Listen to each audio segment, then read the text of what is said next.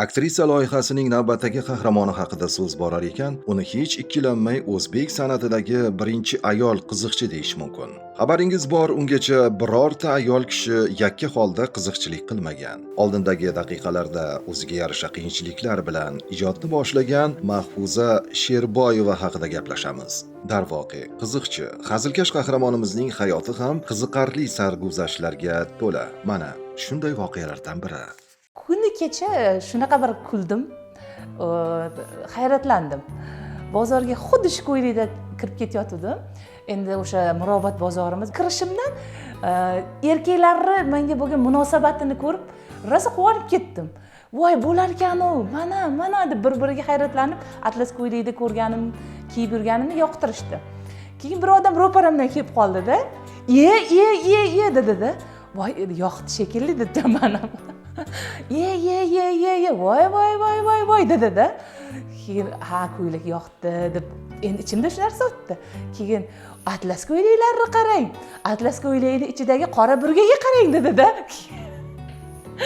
Keyin shu to'xtab qoldim-da, o'sha yerda borib, keyin bu dedim, maqtadimi, qarg'adimi, bu nima bo'ldi? Dedim, shundan hozir qora burga menmi dedim, kim bu deb turib, ishoning bir 5 minutlik kuldimda, bozor narigi yuziga chiqib ketguncha borib, voy tavba, odam ham shunaqa bo'lishi mumkin ekanda, anaqa rosa quvonib gapirdi u odam. Men maqtov deb qabul qildimda. Keyin u odamning gapidan zarracha xafa bo'lmadim. Faqat menga qanaqadir yaxshi kayfiyat ulashdi-da. Mahfuza Sherboyeva 1987-yili Samarqand viloyatining Bulung'ur tumanida tug'ilgan. Otasi Hamza Sherboyev uzoq yillar ustachilik bilan shug'ullangan. Onasi Oysara Sherboyeva oddiy uy bekasi. Oilada 6 farzand voyaga yetgan bo'lib, qahramonimiz ularning 3-chisi. Qahramonimiz rostmana bolalik zavqini tuyib voyaga yetganini e'tirof etadi. To'g'ri, oilaviy sharoit taqozo etgani uchun boshqalar qatori mehnat qilardi. Ammo bundan hech qachon nolimasdi.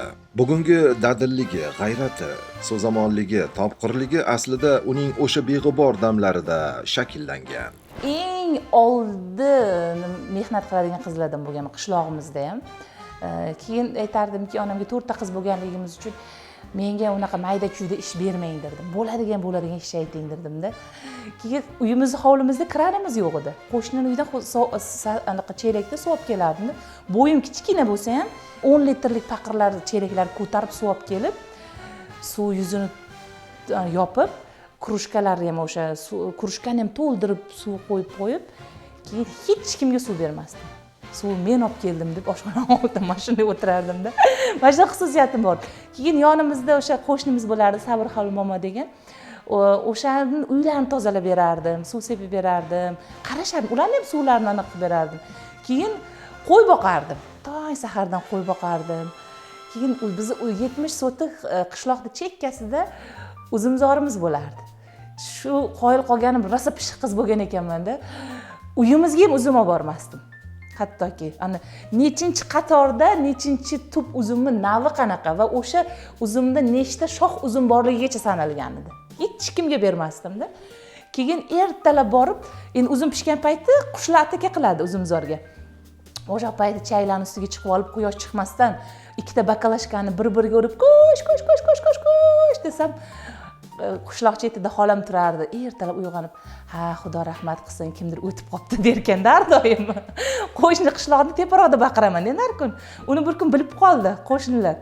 Keyin bir kun yana ko'sh deb yotsam, Olim aka bo'lardi. Olim aka, "Hamza akani qizi" dedi. "Ha, chayvela" dedi.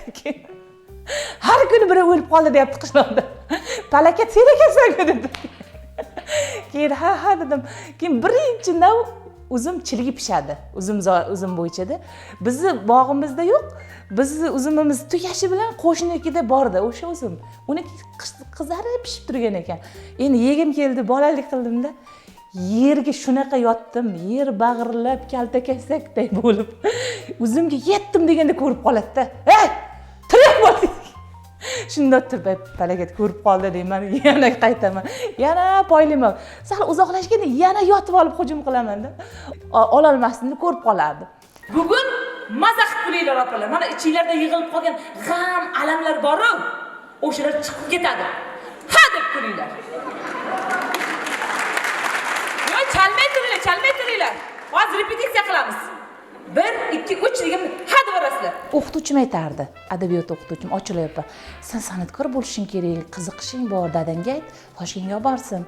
Desa keyin dadamga, dada shu musiqa maktabiga boray, shu nota nima ekan, musiqa nima ekan. Desam keyin dadam, ha, hozir sharoitimiz yo'qdir dedi, bormaganman-da o'sha paytda, imkoniyatimiz bo'lmagan. Keyin qiziqishlarim Yulduz Usmonova borgan bizni manaqamizga, Bulung'urga, kichkina paytimda, ana mustaqillik bayramlarida san'atkorlar boradi-ku. O'shanda qora ko'ylakda ozg'in, shijoatli bo'lib turib, stadionda yugurib qo'shiq aytganda, rishotkalar orasida turib, rosa havasim kelgan Yulduz Usmonovaga. Qanday baxt, butun xalq Yulduz Usmonova uchun keldi. Hamma o'zim ham poylab, bunaqa qilib tomosha qilganman-da, havasim kelgan Yulduz Usmonovaga. Keyin maktabda har doim erkin mavzu bo'ladi. Sahna ko'rinishlarida o'shanda zo'r narsalar qilardim. Qanaqadir kelardi-da. Keyin bir kun aytdimki, yana xil bo'lamiz dedim. Men dedim, Pocahontas bo'laman dedim. Sizlar dedim. Eshakda chiqaman sahnaga dedim. Sahnaga dedim. Ukamga aytdim, qishloqdan zo'r bitta eshak olib kel dedim. Ukam bechora eshak olib keldi, kurrach olib keldi, qora. Endi maktab direktori rahmatli Sharif Ma'lim edi. Yo'q dedi, chiqmayman dedi. Chiqarmayman sahnaga dedi. U dedi, birdan qo'rqib ketdi dedi. Anaqa bo'lib ketsa-chi dedi. O'quvchilarga dedi, sakrab ketsak. Yo'q dedim, sakramay dedim. Nihoyatda odobli eshak dedim. Chiqaraylik dedim. Yo'q dedi. Keyin ruxsat bermadi, chiqarmadi. Keyin qizlarga aytdim, endi eshakda chiqmaydigan bo'lsak dedim, men malikaman-ku dedim. Sizlar dedim, zambilda ko'tarib chiqasizlar dedim. Og'ir ekan men endi qizlar Pocahontas bo'lib olgan, men ham qop kiyib, boshlarimga to'g'ri patlarni qo'yib olganman. Bir tarafimda parta qo'yganmiz endi anaqa oddiy partani shoh bo'lib o'tiribman o'zimcha. Ikki chetda ikkita bir xil bo'yli dugonam bor edi. Sanobar bilan Gulmira. Biri sap-sariq, biri qop-qora. Sahnada o'tiribman. Ular zambilda 8 kishi ko'tarib chiqadi-da men sahnaga. Og'ir ekan deyapti. Ko'taringlar dedim, yutqizib qo'ysak nima bo'ladi keyin dedim. Sahnaga chiqib olganman. Xo'sh, nima anaqalaring bor? Nima bilan meni xushnud qilasizlar desa, ular qo'shiq aytib raqsga tushish kerak-da. Partani mundoq qilsam bor, ikkita dugon, sekin biz yiqilib ketamiz. Yiqilib ketamiz dedi-da. Shu xuddi shunday erkin mavzular bo'lsa, biz har doim yutardik. Hozir men bu yoqda nima bo'larkin deb hayajonlanib, bu yoqdan bu yoqqa borib kelib turibman. Bir tarafim ishlamay qolishiga sal qoldi. To'g'risi, mana Mahfuza Sherboyeva deb e'lon qildi. O'tirgan tomoshabinlar bir-biriga qarab, kim edi o'zi bu? Taniysanmi? Yo'q desa, chiqmagan bitta shu qoluvdi. Amaliydi ki shu bechoraga qarsak chalaylik deb qo'l uchida nomiga bir qarsak chalyapsizlar-da. Mahfuza bir tomondan oddiy oilada ulg'aygan, boshqa tomondan yaqinlari orasida san'atga aloqador hech kim bo'lmasa-da, baribir ijodkorlikka ishtiyoqi ustun keldi. Poytaxtga borib, san'at institutiga o'qishga kirishga qaror qildi. Bu haqida ota-onasiga aytdi. Bir kun uyda kitob o'qib o'tirsam, bitta qarindoshimiz keldi. Ustozimiz endi maktabda dars beradi. Keyin aytdiki, eshitib qoldim. Mencha eshitdan gap poylaydigan odatim bor edi. Endi qoldi-ku. Poylab, dadam o'rtoqlar kelib qolsa ham bor-ku, qayerdan bunaqa qiziqish bilmayman. Eshikni ukalarim uxlab qolgan bo'lsa ham bor-ku, mashina eshitib o'tirardi, ba'zida uxlab qolib, kallam doq etib eshik ursa, eshik ochilib ketadi dedim. O'g'lar deyaptiki, voy deb eshikni yopib qo'yardim-da. Kelib qoldi, keyin yana poyladim o'sha eshikni. Keyin dadamga aytdiki, u dedi, san'atga qo'ymang qizingizni dedi. Ertaga dedi, o'tirib qoladi bu dedi. Keyin dedi, san'atkor bo'lsa erolmaydi bular dedi. Keyin dadam o'y bosib qoldi-da. Keyin o'sha paytda dalada o'sha pul ishlab, mardikorlik qilib qo'ylarim bo'lardi. Qo'ylarim bo'lsa ko'p edi. Ani kontraktga kirsam, ota-onamni qiynamay, qo'yimni sotib o'qiyman derdim-da. Keyin birinchi yil kira olmadim. Ikkinchi yil aytib, Pedinskga kirasan. Birinchi yil dedik, imkoniyat berdik, kira olmading dedi. Hech ko'nglim tortmaydi-da o'sha Pedinskga boruv. Keyin dadamga bir kun dada dedim. Bir marta imkoniyat bering dedim. Agar mana shu yil ham kira olmasam dedim, keyin siz aytganingizni qilaman dedim. Shu oxirgi marta imkoniyat bering dedim. Keyin mayli dedi. Keyin oxirgi marta imkoniyat berdi. Shuni kirib ketib qolsam-da, tarix va adabiyotdan yaxshi tayyorlangandim. Ikkalasi qo'l berib kirib ketdi.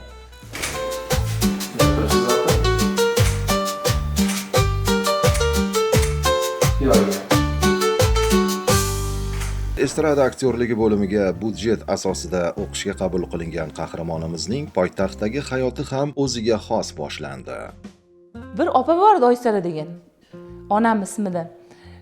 Teatral institut yonida tizivachga mana shunaqa sotib o'tirardi. Dadamga anaqa dedi, "Menikida tursin" dedi, "qizingiz" dedi. Pulini 100% berib qo'yibman, soddaligimni qarang. Uyga olib chiqdi 4-qavat o'sha institut yonida. Keyin bir kichkinagina xonaga kirgizdi. Turibman, aytdi dedi, "Bu xonada dedi ikkita bola turadi" dedi.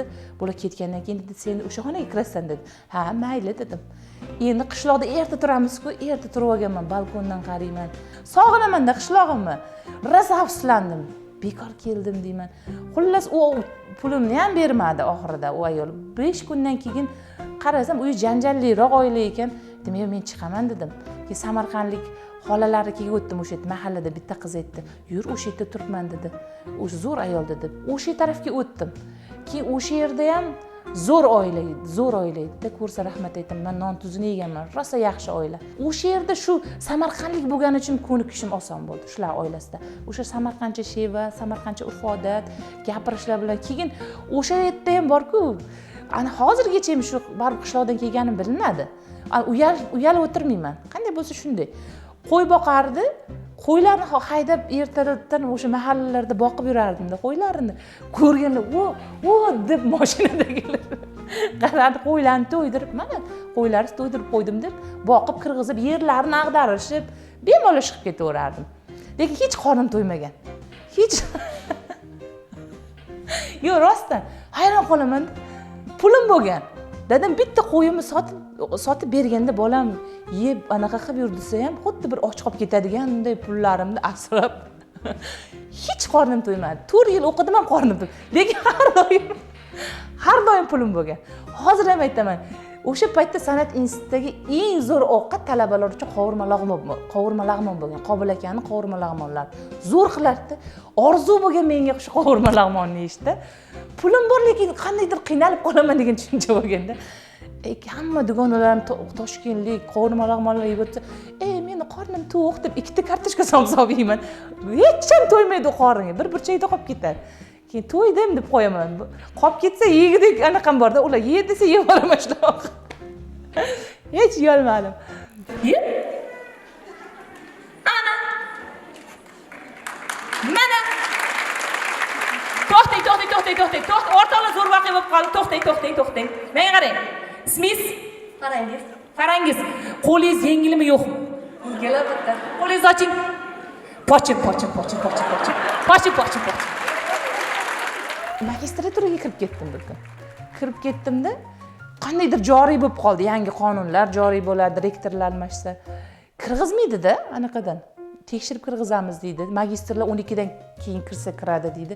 Bitta bolaga kutubxonadan kitob olib berishim kerak edi. Tavsiya qiluvdim endi o'zimcha. Qarasam kirgizmayapti. Shart reshetkadan oshib o'tib ketdim. Shundan oshib o'tib ketdim. Prorektor ko'rib qopti-da. Chaqiringlar dedi. Kim u dedi, anaqadan reshetkadan olgan. Bordim, aytdi, haydalasiz dedi. Siz dedi magistr dedi. Men talabalarga, bakalavrlarga o'rnak bo'ladigan odam dedi. Nimaga reshetkadan oshdingiz dedi. Keyin qarasam haydaladigan bo'lib turibman. Keyin aytdim, shu Del Carnegini qo'llay dedim. Endi o'zimcha kitob o'qirdim-da. Keyin ustoz dedim, men dedim, siz juda qattiq hurmat qilaman dedim. Domlaga o'zi kurs rahbarlari, ilmiy rahbarlar chaqirilyapti. Hujjatlarni olinglar, haydaymiz dedi. Anaqadan reshetkadan oshadi dedi. Keyin qarasam ahvolim chatoq. Men unaqa orqamda ishonadigan odam bo'lmaganda, faqat o'zimga ishonganman. Keyin aytdim, ustoz, men sizni juda qattiq hurmat qilaman. Siz juda zo'r insonsiz dedim. Shu paytlar juda qattiq yordamingiz tekkan dedim. Endi dedim, bir dedim, anaqa qilib qo'yibmiz, yoshlik qilib qo'yibmiz, reshetkadan oshib dedim. Qaytib oshmayman dedim. Keyin aytdi, baribir yaxshi gap yaxshi-da. Keyin aytdiki, men ham dedi, sizni hurmat qilaman dedi. Qaytib dedi, oshmang reshetkadan dedi-da, joyida qoldi. Keyin o'shanda bildimki, yaxshi gap baribir yaxshi. Yaxshi gapga ilon inidan chiqadi deydi. O'shanda qoldim institutda. Mana shunaqalar bo'lgan. Mahfuzani qo'shiq aytishga qiziqishi yuqori edi. Albatta xonanda bo'laman deb niyat qilardi. U guruhimiz ham tarqab ketdi, uchalamiz guruhi. Shundan keyin o'ylab qoldimda, ko'p kuzatdim. Keyin shu guruhimiz ham baribir konflikt bo'lar ekan. O'shanda keyin men o'zim so'z berdimda, bundan keyin umrimda oxirigacha sherik bo'lmayman hech kim bilan dedim. o'sha sheriklar oshni it ichmaydi degan gap to'g'ri ekan dedimda. Yakka qiziqchilik bo'laman, yakka ijod qilaman deb yakka bo'lib ketdim keyin. Keyin qandaydir o'sha yakka o'zimga yoqib qoldi. Qo'shiqchilikdan ham ko'ra qiziqchilik yoqib qoldi. Onalarimiz o'g'lini hayoti o'xshamay qolsa ovutadi. O'g'lim xafa bo'lma. Men senga onasi o'tmagan qizni olib beraman dedi. Aytadigani hozirgi kunda deydi daraxtni bir tepsang qizlar yog'iladi deydi, ha? O? Mana kelajagimiz. Qizlar yog'iladi deydi. Kim debdi mana oranglarda? Hozir konsert zalidan chiqqanlarning uni archalarda, qayrog'ochlarda qizlar osib tursa, mashina qilib ana konsertdan chiqdi. Qizlar aldanib qolmanglar, tepsa tushib o'tirmanglar. Hammasini xotini bor deb. Qiziqchi sifatida sahnada turib boshqalarni kuldirish oson emas. Qahramonimiz bunga hali hanuz amin bo'lib kelyapti. Shunaqa odatim bor edi mana. Masalan, juda ko'p men ustozimiz rahmatli Hojiboy Tojboyevni kuzatganman. Nihoyatda. Har bir yil konsertini kuzatganman. To'ylar eski videolarni topib, keyin juda ko'p menga ustozimiz Ma'mur Umarov, men ilmiy rahbarim bo'lgan magistraturada. Hojiboy aka bilan birga ijod qilganda, Hojiboy aka haqida juda ko'p menga ma'lumot bergan. To'ylarda qanaqa improvizatsiya qilardi, sahnalarda qanaqa, tomoshabinni qanaqa ushlab oladi. Har bitta davrada o'sha davradan kelib chiqib gapirishlarini o'rgatgan. Ma'mur Umarov, Ortiq Sultonov. Keyin konsertlarga borganimda doimo kulisning orqasida har bitta ustozimiz, qiziqchilarimiz Mirzabek Xolmedov, Shukurullo Isroilov, Zokir Ochildiyev, Qahqaha, Vallaka, Ortiq Sultonov, Avazoxin hammasini kuzataman. Hozirgacha kuzataman. Sahnada qanaqa ishlaydi, qanaqa improvizatsiya qiladi, gap tashab qolsa qanaqa javob beradi, qanaqa Hojiboy akadan men mavzudan mavzuga o'tishni o'rganganman, ulashishni o'rganganman-da. Sahnada unaqa ko'p qiynalmaganman lekin, juda ko'p. Meniki emas degan narsa sahnada bo'lmagan. To'yda bo'lgan, meniki emas degan. Haligacha eslayman. Mumtoz to'yxonasida bo'lgan, Chorsida.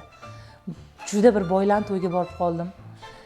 Endi qarasam eng zvezda san'atkorlar kelyapti deb poylar davraga kirganda to'yxonada kuzataman odamlar.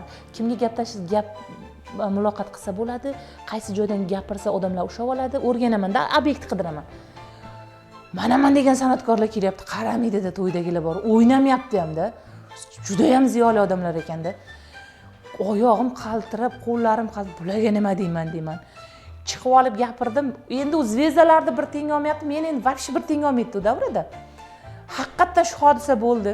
Gapirdim, chiqdim, pulim oldim-u, shu pul bor-u.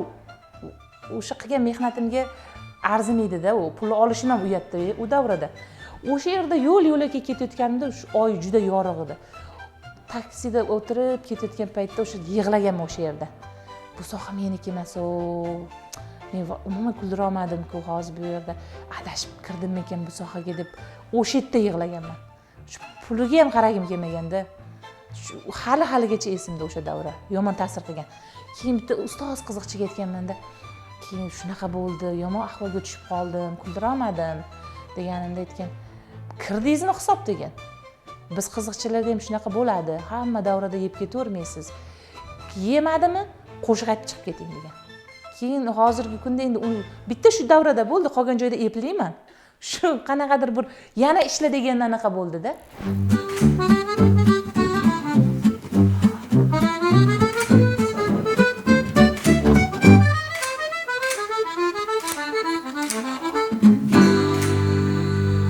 China shaharga ham borib kelding, to'g'rimi? Mazzami? Mazza. Lekin qizlar meni ko'nglim g'ash. Nimaga? Shu ona tabiat meni ogohlantirdi. Nima deb? Mana shu Nikolay bilan o'g'laydi o'rtasida bor. Nimadir bor? Bor. Shuni aniqlashimiz kerak. Aniqlaymiz. Birinchi bo'lib bor. Shu Nikolaylar uyiga sen bor. Nimaga? Nima? O'g'lay bilan bir gaplashib ko'r. Tilidan ilinib qoladi. To'g'ri. Bor. Suhbatimiz davomida yillar, vaziyatlar bu aktrisani ham o'zini, ham hayotidagi muhim narsalarni anglashiga o'rgatib borayotganini sezdik. Juda ko'p narsa o'zgardi. Men hayotimda juda ko'p. Men to'g'ri oldin men noshukur inson bo'lganman. Noshukur. Anaqa kuykanak bir nima bo'lmayapti, nima ishim anaqa bo'lmayapti. Unda o'xshayapti-ku degan narsa bo'laverardi-da. Keyin shunaqa bir sinov berdi Xudo. shunaqangi shukur qilishga o'rgatib qo'ydi. Men aytdim, yaxshi ko'rar ekan Xudo meni dedimda. Nimadir astoydil xohlasam boru shu oldimga olib kelib qo'yadi-da. Voy tavba deb qolaman. Shunaqa shukur qildim. Misol uchun oddiy narsalarda, u ko'p narsa kerak emas, oddiy narsalarda. Misol uchun yaqinda shuni bitta rolik olishimiz uchun Damas kerak bo'lib qoldi. Damas yo'q meni domim atrofida. Mayli endi anaqa bo'laveradi, nima boricha qilaveramiz endi Damas bo'lmasa ham mayli dedik. Shunda sovuq kun ishda podyezddan chiqdik. Qizlarga aytdim, 1 minut to'xtab turinglar dedim. Dom orqasiga shunda o'tsam borib, 2 ta Damas turibdi-da. Ey dedim, kelinglar dedim, mana Damas dedimda. Keyin aytdimki, xohla buni tanla deb 2 ta Damas qo'yib dedim. Bu muhabbat emasmi? Bu mehr emasmi?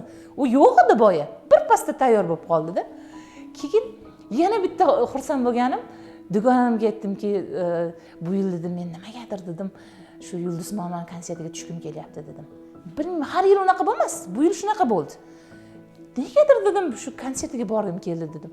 Kimda Feruza opa degan rosa bizning ashadiy muxlisimiz bor. Feruza opa telefon qildi-da, anaqa dedi, Mahfuza dedi, mendan sizlarga sovg'a dedi. Shu anaqaga dedi, Xo'yda kelinglarga dedi, Yulduz Momon konsertiga dedi, bilet sovg'a dedi. Bir kun o'tdi oradan.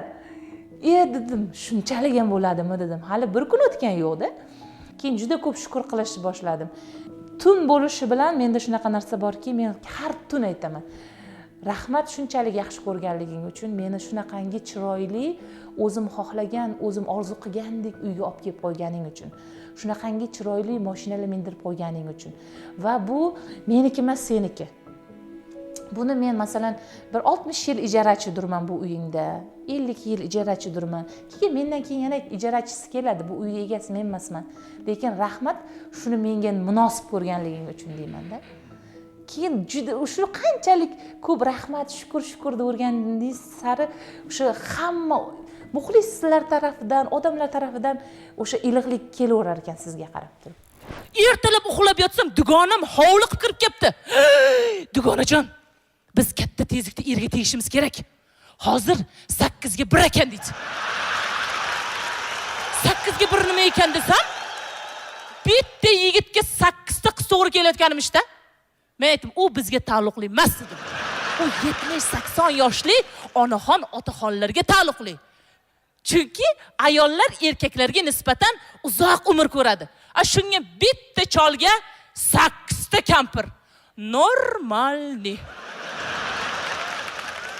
Ro'paramizdagi quvnoq, o'ziga ishongan, dadil aktrisa hali qalbini zabt eta olgan insonni uchratmaganini e'tirof etadi. Yozishadi, telegramlardan, ijtimoiy tarmoqlarda yozishadi. Qanaqadir chima shu yozaveradi-ku, ichimdan qanaqadir bir jahlim chiqib ketaveradi, qanaqadir bir anaqa nafratlanib ketaveraman-da, cho'niga tiqib tashlayman.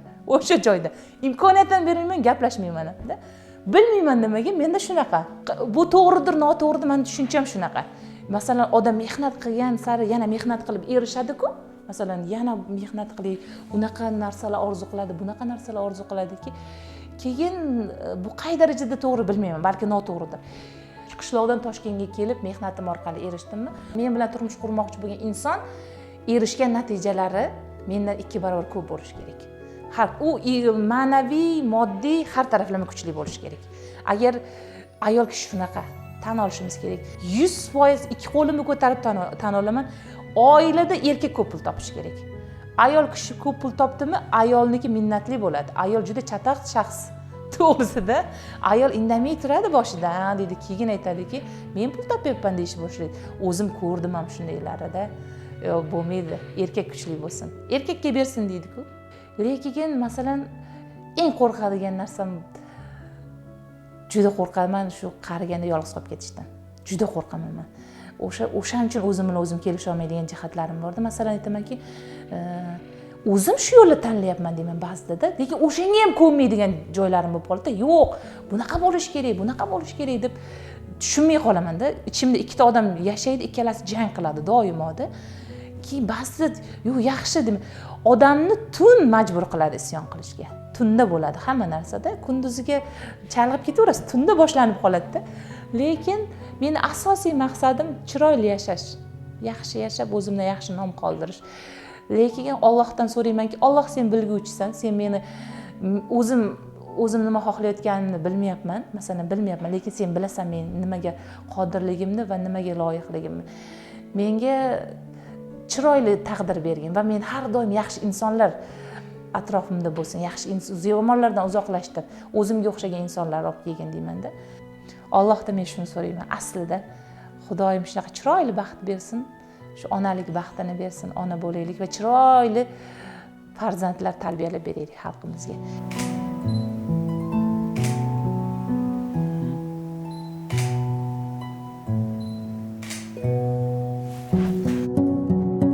Dağlara için bir ovoz, do'st bilmez, soz bilmez, naz bilmez.